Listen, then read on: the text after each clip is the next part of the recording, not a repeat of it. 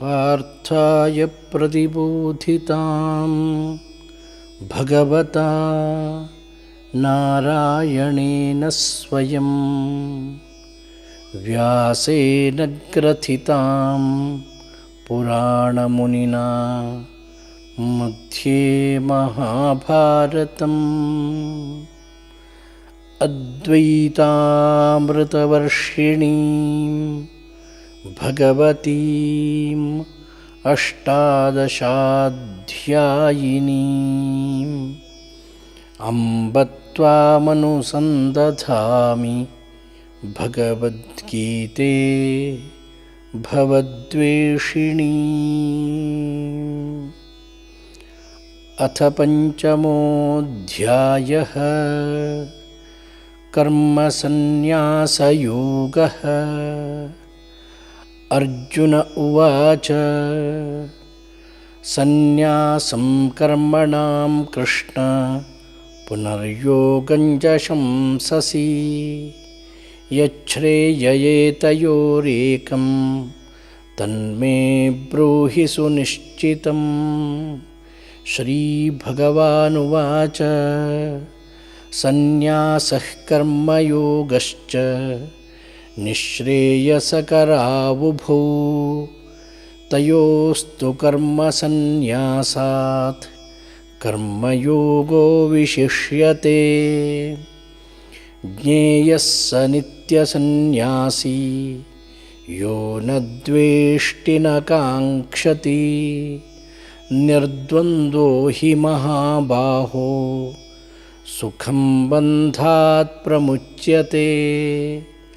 सांख्ययोगौ पृथग् बालाः प्रवदन्ति न पण्डिताः एकमप्यास्थितः सम्यक् उभयोर्विन्दते फलम्। यत्साङ्ख्यैः प्राप्यते स्थानं तद्योगैरपि गम्यते। एकं साङ्ख्यं च योगं च यः पश्यति स पश्यति।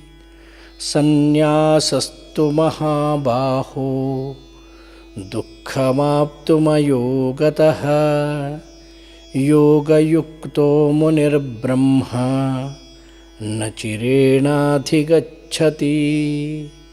योगयुक्तो विशुद्धात्मा विजितात्मा जितेन्द्रियः सर्वभूतात्मभूतात्मा कुर्वन्नपि न लिप्यते।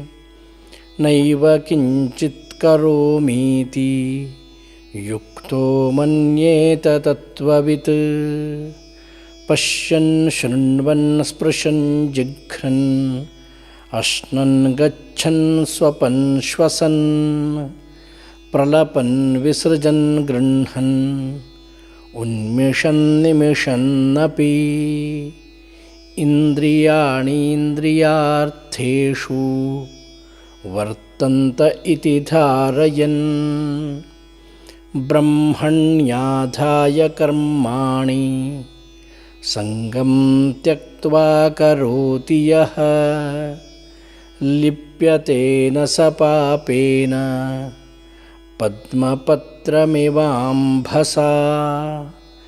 कायेन मनसा बुद्ध्या केवलैरिन्द्रियैरपि योगिनः कर्म कुर्वन्ति सङ्गं त्यक्त्वात्मशुद्धये। युक्तः कर्मफलं त्यक्त्वा शान्तिमाप्नोति नैष्ठिकीम्।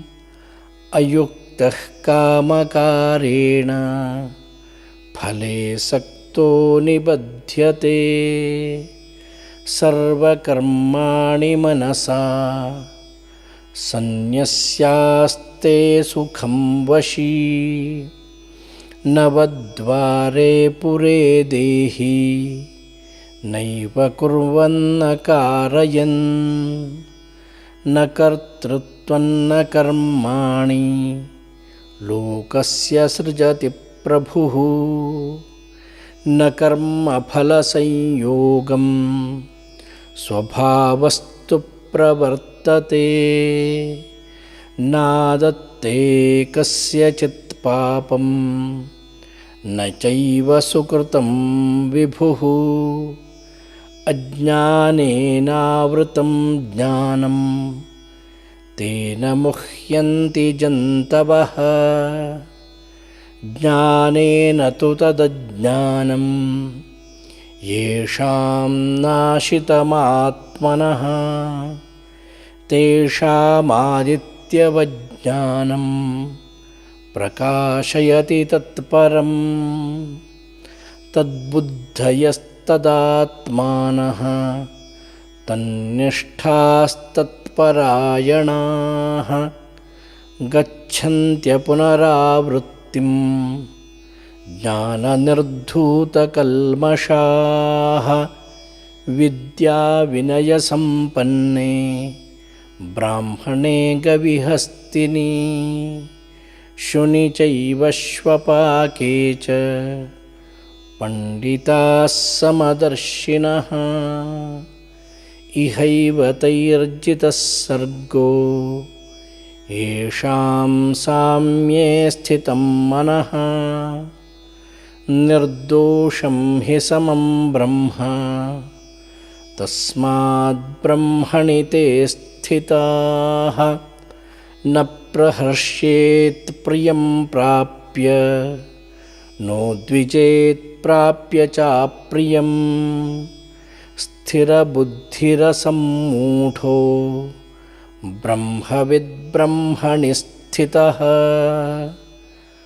बाह्यस्पर्शेष्वसक्तात्मा विन्दन्त्यात्मनि यत्सुखं स ब्रह्मयोगयुक्तात्मा सुखमक्षयमश्नुते ये हि संस्पर्शजा भोगाः दुःखयोनय एव ते आद्यन्तवन्तः कौन्तेय न तेषु रमते बुधः शक्नोतीहैव यः सोढुं प्राक्शरीरविमोक्षणात् कामक्रोधोद्भवं वेगं स युक्तः स सुखी नरः योऽन्तः सुखोऽन्तरारामः तथान्तर्ज्योतिरेव यः स योगी ब्रह्मनिर्वाणं ब्रह्मभूतोऽधिगच्छति लभन्ते ब्रह्मनिर्वाणं ऋषयः क्षीणकल्मषाः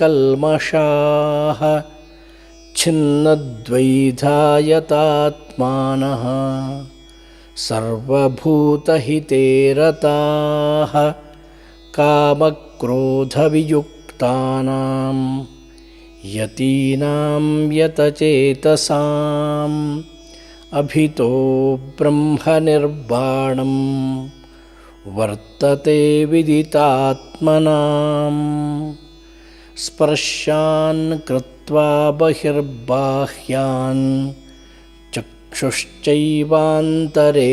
भ्रुवोः प्राणापानौ समौ कृत्वा नासाभ्यन्तरचारिणौ